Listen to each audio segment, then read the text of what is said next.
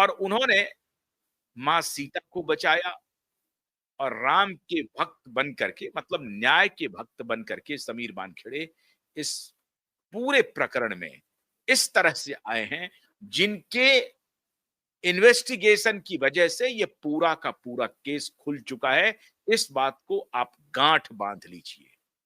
अगर समीर वानखेड़े नहीं होते तो ये केस यहां तक नहीं पहुंचता और ये लड़ाई हम लोगों की धरी रह जाती। समीर वानखेड़े ने क्या खुलासा किया था मित्रों? खुलासा था सचिन बाजे के बारे में। अब ये जो रिपोर्ट उनकी है 3000 पेज की, और जो अलग-अलग रिपोर्ट है उसमें इस बात का जिक्र उन्होंने किया है, नहीं किया है, ये तो अभी सामने आएगा। लेकिन पावर गैलरी में हर जगह कुछ खास लोगों के पास जो खबरें आई, वो खबर ये आई कि सचिन बाजे का अपॉइंटमेंट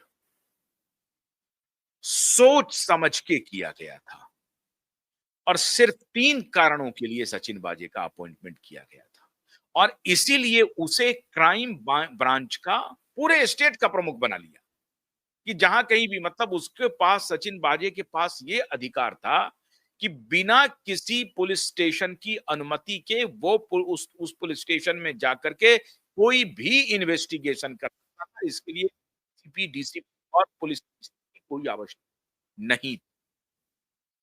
ये पावर एहसास कर रहा था सचिन बाजी, और इसलिए सचिन बाजी के प्रति दोनों बाबू की अथाह थी और अथाह प्रेम था। और इसीलिए सचिन बाजी को अपॉइंट करने के लिए जब फडणवीस मुख्यमंत्री थे तब भी इसने गुहार लगाई थी। फडणवीस ने रिजेक्ट कर दिया था, आपको मालूम है। सचिन बाजी के पास 3 काम क्या थे? पहला काम था मुंबई में बार बालाओं के डांस को फिर से पुनर्स्थापित करना। आपको याद होगा कि बार में जो डांस वांस था उस पर प्रतिबंध लग गया था मुंबई में। चोरी छिपे आज भी वहां पर बार बालाएं डांस कर रही हैं, अलग अलग बार में, अलग अलग रेस्टोरेंट में। नाम कुछ अलग हो जाता है। और पिछले दिनों आपको याद होगा, बांद्रा से, तहखाने से, मतलब अंडरग्राउंड जो बार चल रहे थे उसमें से कई लड़कियों को, हाई प्रोफाइल लड़कियां थी, उनकी गिरफ्तारी हुई थी। छापा मारा छापा मारा गया था।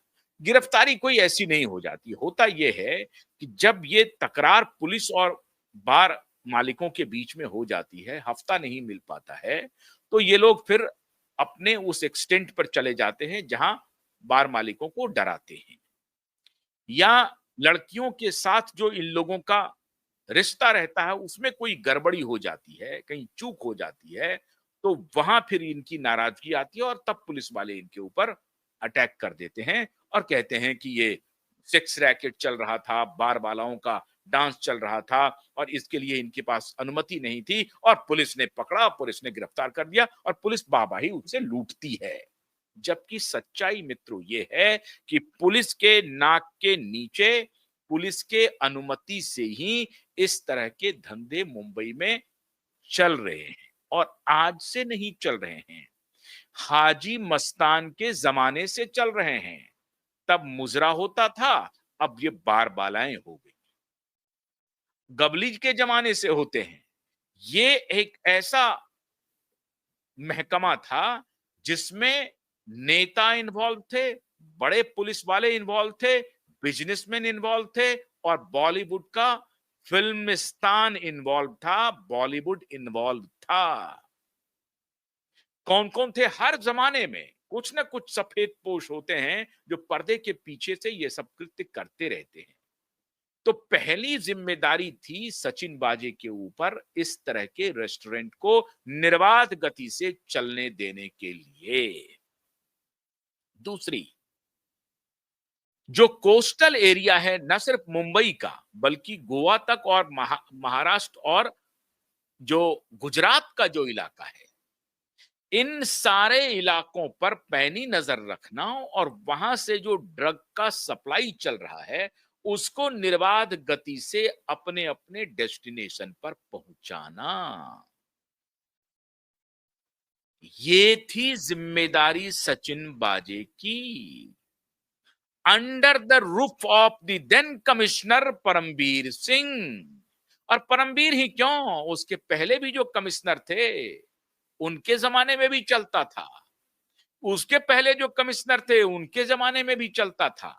ये सिलसिला 1-2 वर्षों का नहीं है, ये सिलसिला 15, 20, 25, 30, 40, 50 वर्षों से चल रहा है।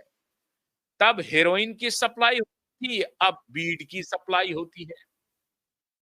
अब ड्रग्स के प्रकार बदल गए।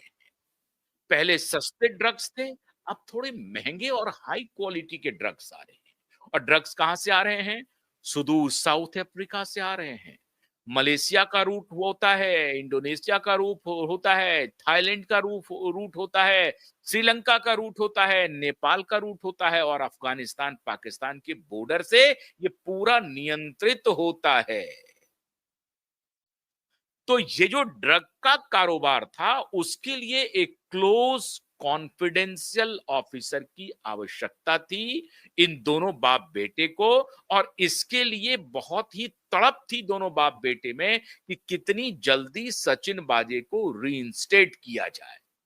16 वर्षों से जिस ऑफिसर को, जिस पुलिस वाले को हाई कोर्ट ने कहा कि इसे डिसमिस किया जाए,